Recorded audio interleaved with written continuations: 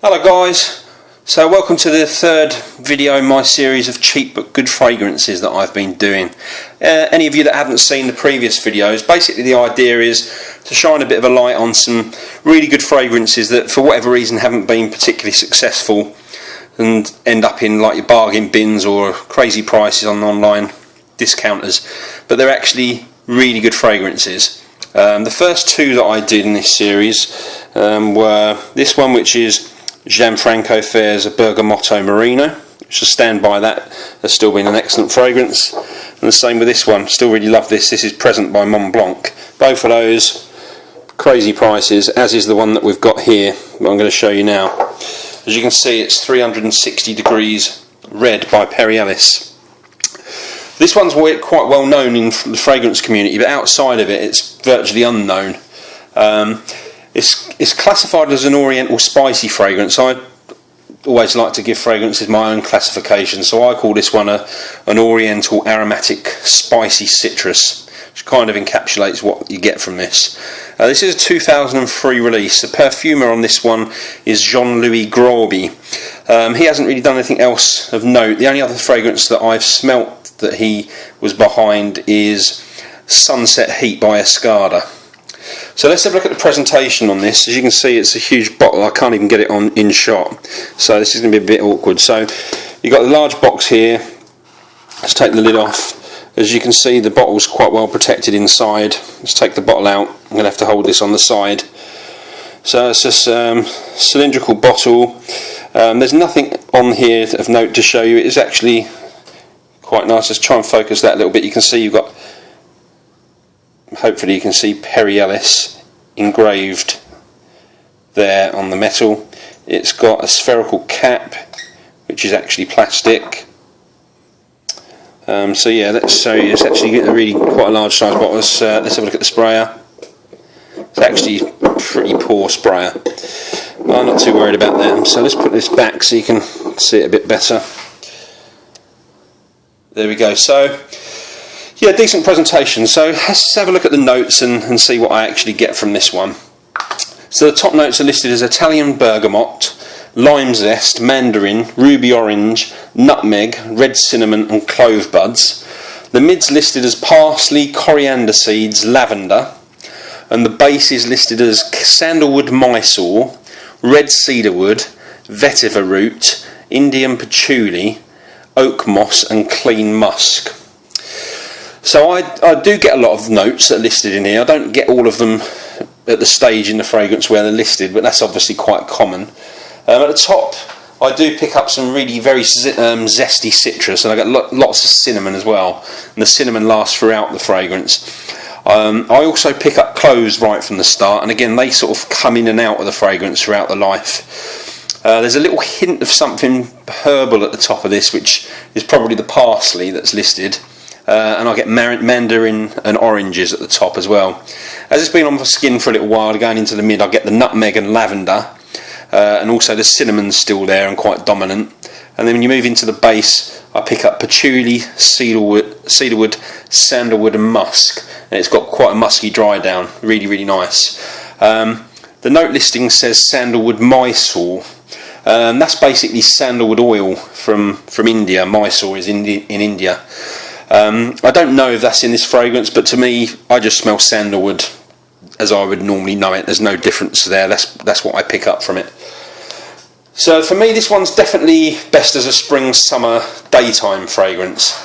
But it is actually really, really versatile. The fact that this has got cloves and cinnamon in, and that sort of general spicy feel, means that it can be an option for autumn and potentially even winter if you wanted to. It's got a quite a spicy feel to it, but probably mild autumn days, I would say, to go along with spring and summer.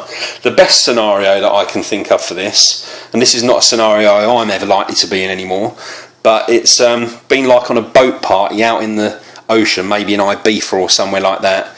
35 degrees centigrade, sun's beating down, cocktails are flowing. That's the kind of perfect scenario for this one. Having said that, I wouldn't limit it to that. It is very versatile. Anyone from school age, probably up to people in their 40s, would enjoy this, I think. You can wear it as a work scent, definitely a casual scent. Wouldn't wear it as suit and tie. I think that this has got more of a sort of relaxed, chilled vibe, more than a serious or professional, commanding type of vibe that you might want in a suit and tie scenario. I wouldn't wear this one on a date. If you've watched my date fragrance video, you'll know I usually advise against wearing scents on dates, especially first dates, where there's a good chance that the fragrance is going to remind somebody of an ex-partner. Well, this one smells a lot like Acqua Di Go, so there's a good chance it's going to have some memories for someone. So I'd steer clear on a date, but otherwise it's pretty versatile. So as I said, this one is a lot like Acqua Di Go. It's almost like, I would say, a spicy flanker of Acqua Di Go. This is a bit strange for me. It's a bit of a strange thing to say, I guess, because when I try and break down Acqua Di Go note for note and analyse it, I get lots of things from Acqua Di Go that I don't get in 360 Red. So in Acqua Di Go I get a real sort of marine sea accord, and I get rose in there, and also get some quite synthetic florals. But similarly with 360 Red, there's things that I don't get in Acqua Di Go that I get from this, mainly the cinnamon and the cloves, and generally overall a spicy feeling. So breaking them down, analysing them, I feel a lot of differences. But if I put one on one wrist and one on the other and smell them totally at face value without getting into it or thinking about it, they are very, very similar, and they're actually quite hard to distinguish. I think probably the average person would have a lot of difficulty. When I say average person, I mean someone that's not a fragrance geek like me. So to summarise the feel for this one, I would describe this as fresh, warm, inviting and vibrant. When I say vibrant, I don't mean in a kind of crazy manic way. It's more of a calm, measured sort of vibrance. But yeah, that's what I get for it. Performance-wise, get about 6 to 8 hours of longevity out of this one. Probably 2 hours, maybe 3 on a good day of decent projection and sillage. It's, for the type of fragrances it's probably above average in that respect. Definitely performs better than Acqua Di Go for me, and I think that's probably the spice that sort of gives it a bit more oomph and a bit more longevity.